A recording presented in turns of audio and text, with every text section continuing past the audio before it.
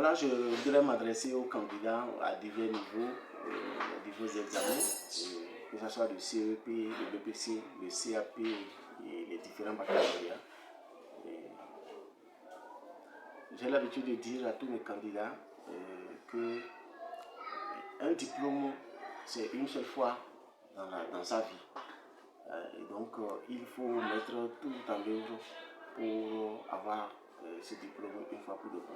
Et il faut dire aussi que pour les examens, on ne tente pas un examen, on passe son examen. On ne tente pas l'examen. Lorsque vous commencez par tenter votre examen, vous devenez un pèlerin, vous irez tous les ans. C'est pourquoi on ne tente pas un examen. On fait tout, on met tout en œuvre pour passer son examen. Vous passez l'examen et vous réussissez une fois pour de bon. Mais qu'est-ce qu'il faut faire pour peut-être réussir une fois pour de bon? Un véritable candidat ne peut pas avoir de temps de distraction.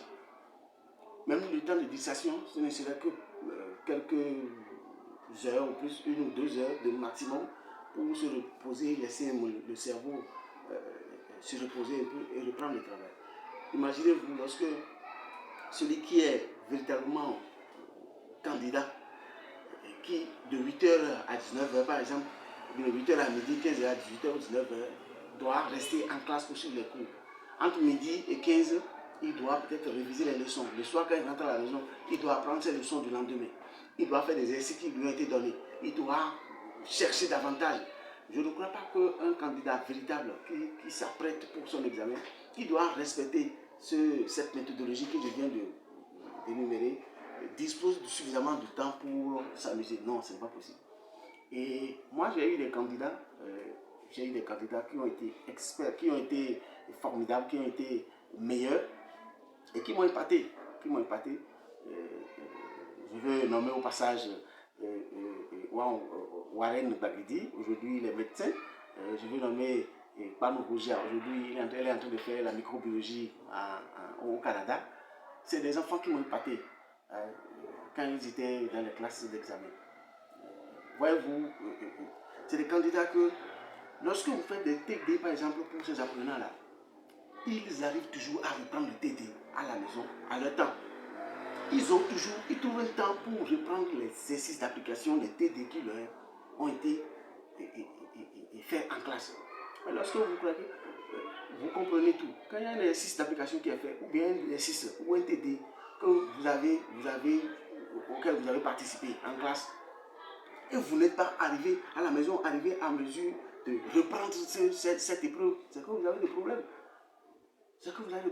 Lorsque je me réfère même à l'ONG, le jour des premiers, qui a institué et qui ne cesse jamais de marteler à tous les candidats qu'il faut faire autant d'épreuves dans leur vie. Et là, je confesse un document dans lequel il y a plusieurs épreuves que les apprenants sont appelés à faire.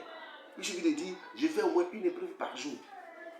Avant l'examen, vous aurez déjà passé plusieurs exercices déjà avant d'aller à l'examen. Et qu'est-ce qui ne dit pas que ces exercices que vous aurez déjà traités une fois, même un similaire peut vous venir à l'examen. Voilà les raisons ou les astuces qu'il faut utiliser pour être un véritable candidat. Pour être prêt pour passer son examen, il faut être assidu en classe. Il faut être attentif en classe. Il faut être véritablement un candidat. Un véritable candidat, c'est un candidat qui n'a pas de temps de distraction. C'est un candidat qui doit passer son temps dans ses cahiers. C'est un candidat qui trouve son temps pour reprendre les TD, pour reprendre les exercices d'application qui lui sont faits en classe. Et je vais finir peut-être pour dire, vous n'avez pas besoin d'aller courir de TD en TD pour dire ici, pour être prêt pour votre examen. Le minimum que vos professeurs de classe vous donnent avec leur accompagnement de TD, d'exercices d'application, ces choses sont déjà suffisantes pour vous permettre de réussir à vos examens. Vous n'avez pas besoin de courir à gauche à droite pour dire je vais chercher ci, je vais chercher là, non. Faites bien le minimum qui vous est donné en classe, vous allez voir que vous allez réussir à vos examens. Je souhaite une très bonne rentrée à tous ces candidats et une bonne réussite pour les différents examens de 2021. Merci beaucoup.